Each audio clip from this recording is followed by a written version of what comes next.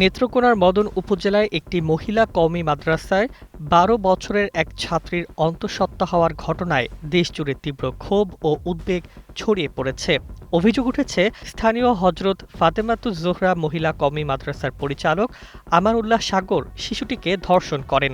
বর্তমানে ৭ মাসের অন্তঃসত্ত্বা ওই ছাত্রীর শারীরিক অবস্থা আশঙ্কাজনক বলে জানিয়েছেন চিকিৎসকরা।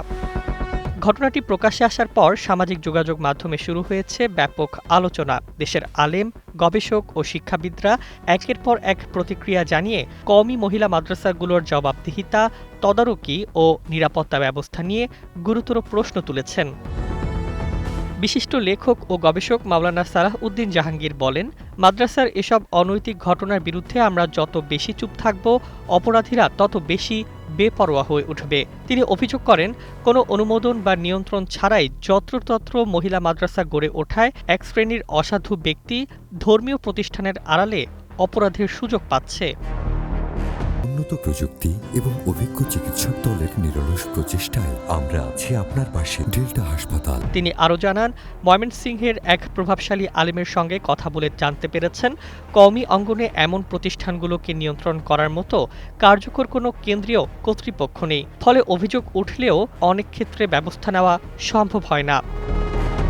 মুফতি আমির ইবনে আহমদ বলেন, কিছু নেক্কারজনক ঘটনার কারণে পুরো দ্বীনি শিক্ষা ব্যবস্থা প্রশ্নবিদ্ধ হয়ে পড়ছে। তিনি মনে করেন, দায়িত্বশীল আলেমদের এখনই কার্যকর পদক্ষেপ নিতে হবে, না হলে অভিভাবকদের মধ্যে আস্থার সংকট তৈরি হবে এবং এর প্রভাব পড়বে দ্বীনি শিক্ষায়। মাওলানা আশরাফ আলী নিজামপুরী সরাসরি আবাসিক মহিলা মাদ্রাসা বন্ধের পক্ষে মত দিয়েছেন। তার ভাষায়, আবাসিক মহিলা মাদ্রাসার প্রয়োজনীয়তাও নেই, যুক্তিকতাও নেই। সকাল থেকে দুপুর পর্যন্ত ক্লাস হওয়াই যথেষ্ট।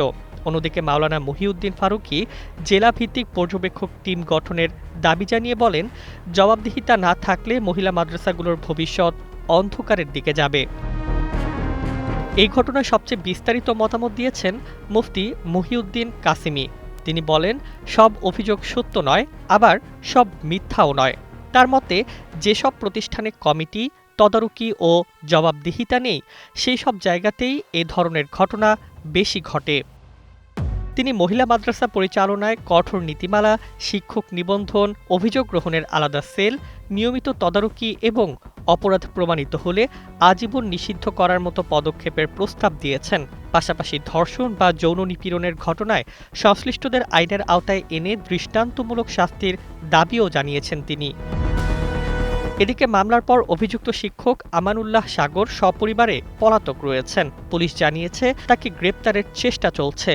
তবে এই ঘটনা শুধু একটি অপরাধ নয়, বরং দেশের ধর্মীয় শিক্ষা ব্যবস্থার নিরাপত্তা ও জবাবদিহিতা নিয়ে নতুন করে বড় প্রশ্ন তুলে দিয়েছে।